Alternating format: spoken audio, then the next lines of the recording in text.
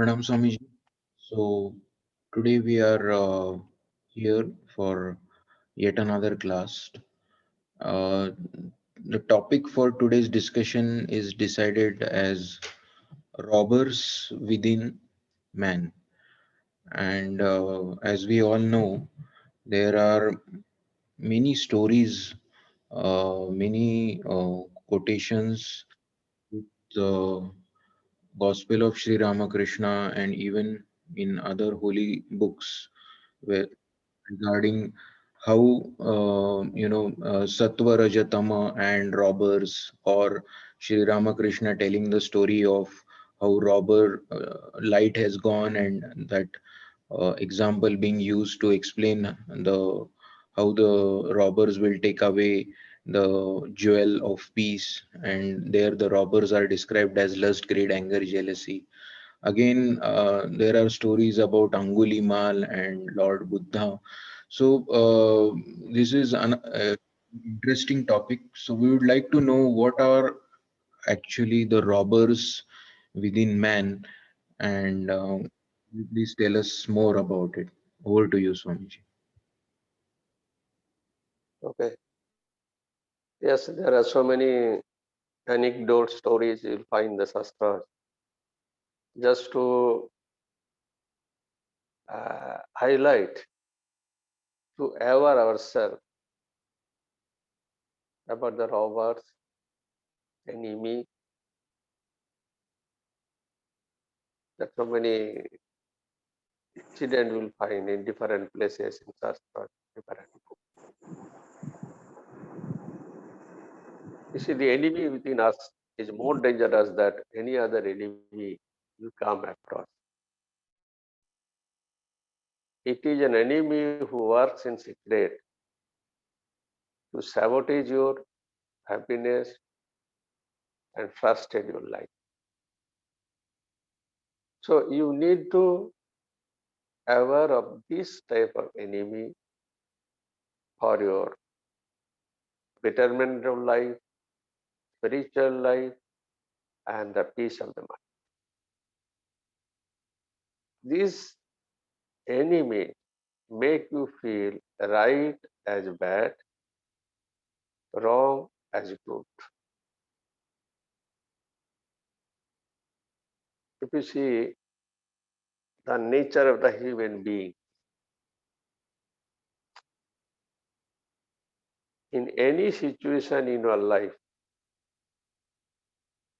is determined by our thoughts, which is within us, that particular moment.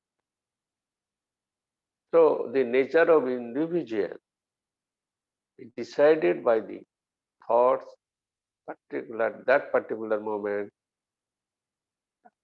uh, that particular moment within us. So if you see this way, men follow their own nature. Nature means whatever thoughts erupted at particular moment, being man follow that path. So that is the great mistake or hindrance in our life, that we follow our own nature. That is a beautiful slogan in Gita. Sang drisam tishtati sasra prakriti jnanamapi prakriti janti bhutani nigraha nigraha kim parishyati. The meaning is, even a wise man acts in accordance with the nature, own nature. Beings will follow their own nature, that what can resist and do. That means, when you are so much overpowered with the nature and you follow it, no resistance can work. That is, you find in your life that we do not want to act such way, but somebody force us to do it, forcibly done because of our nature, even though we hesitate to do it. So this is the power of the nature. That time beings are well overwhelmed by that animal passion, find themselves incapable of renouncing them, resisting them, and they follow the nature. They cannot take the right path. That is why you will find even a man well read in Shastras cannot easily follow the highly ethical life, which is demanded by spiritual seeker, because his lower nature proves too strong for him, that medicine is not working. Our lower nature so strong. Even the medicine, just like we have well-read Shastras, then other books, scriptures, we fail to live a ethical life. So nature is so powerful. That means the great robber is within man, which loots away the true nature of joy, thrills of right living. Who are the robbers? That's last anger hit that comes from attachment and aversion. These two things, we get agitated and disturbed not at our sense organs, but in our mind. So when the stimulus is the mind, it accepts in its inherent mischief as good or bad. So you have to live free from the tyranny of attachment and aversion. This attachment and aversion, these are that comes from the false ego vanity. So ego, if you reduce, if you overcome the ego, then slowly overcome all the obstacles, and you can have a master of mind, and you can the robots which is within us, you can resist them. So actually our animal passions and lower nature are the robbers. Lower nature, animal passions, attachment, aversions, greed, these are the robbers looting ourselves, and they are doing sabotage in our life. Unless you are aware of this lower nature, you cannot lead a spiritual life, which is demanded, which is quite natural. That is why even uh, we have well read in Shastras and so many verses, so many books are actually unable to lead a uh, spiritual path. They also doing the same mistake. That means their resistance is not work. This resistance will work if your lower nature is become weak or less strength.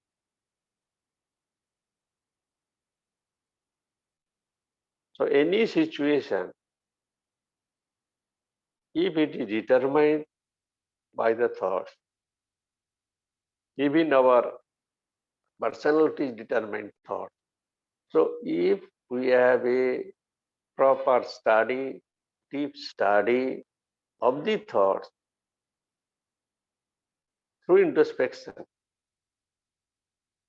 through sincerity, then we can kill our rubber. Actually, if we analyze this way, this lower nature, animal passions, all coming from the thoughts, and if we control the thoughts, we can watchful about the thoughts, we are able to handle this thought, then we can kill the rubber. Otherwise, the thoughts erupting in our mind as power, animal passions, just like a lower natures, the thoughts become so powerful, we act in a wrong way. We know this is a wrong path, but this thought, lower thought, nature, thoughts adapted from the lower nature or lower thought is so powerful. Just you are forced to do it. So the robber is within us, created by our lower thoughts, prompted by the lower passion. So we take care of the thoughts and be aware of the thought, then I think you can kill this kind of robber which is within us and looting our peace of the mind and disturbing us. So this lower nature is actually the enemy.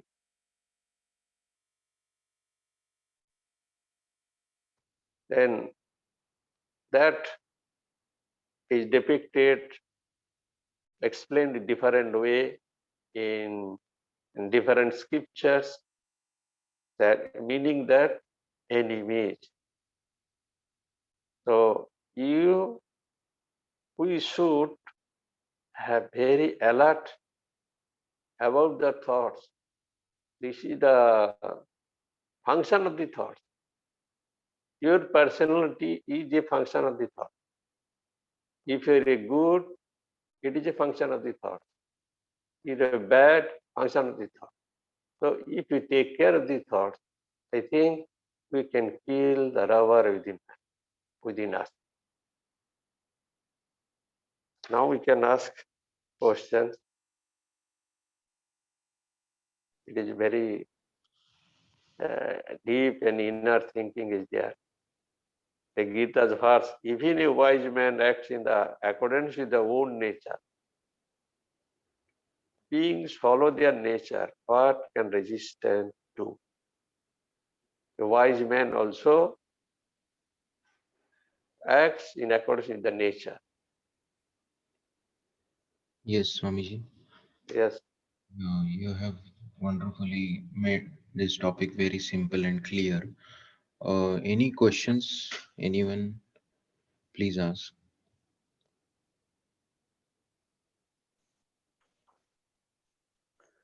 Pranam Maharaj, this is Akhil. Yes. Maharaj, in your lectures on thought management, you have also given certain topics.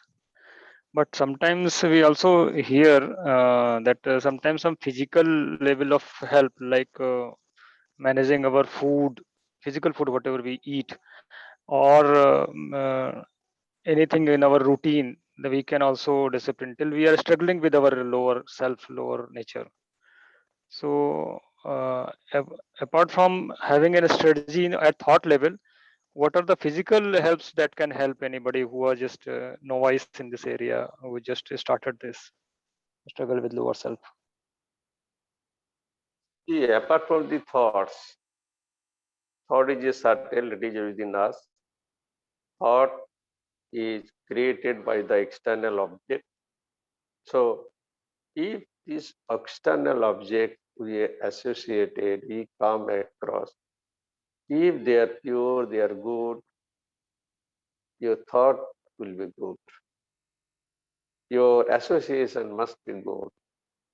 And you have some routine, you have a satsanga like reading good books, bhajans, talking to the same kind of people, so that always you will entangle by the positive thought. Externally, if it is a positive thoughts, so it is a great help to produce a strong positive thoughts inside that will help you to kill your robbers or enemy. So outside also it maintains some positive atmosphere in talking, thinking, watching. That's really positive. That is external methods to create or make a positive thoughts in our life. Next question. Okay, Loke, you understood? Yes, Maharaj. Yes.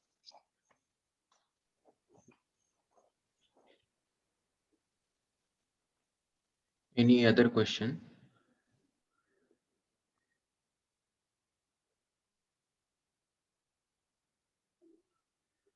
Yes. I think anybody wants to ask any question? No more questions, I guess. Swamiji.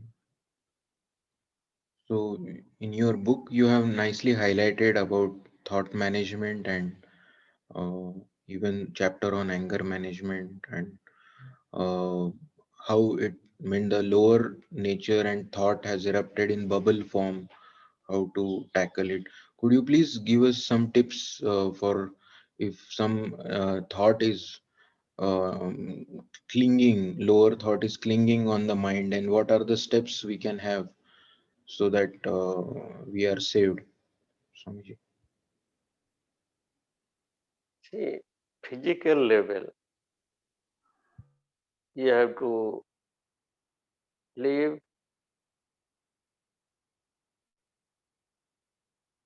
very ethical life, moral life. Then it will, these are the, if you lead a ethical life, a moral life, that as I say, a peaceful life is a simple, clean life, ethical life, a moral life it is. Yeah.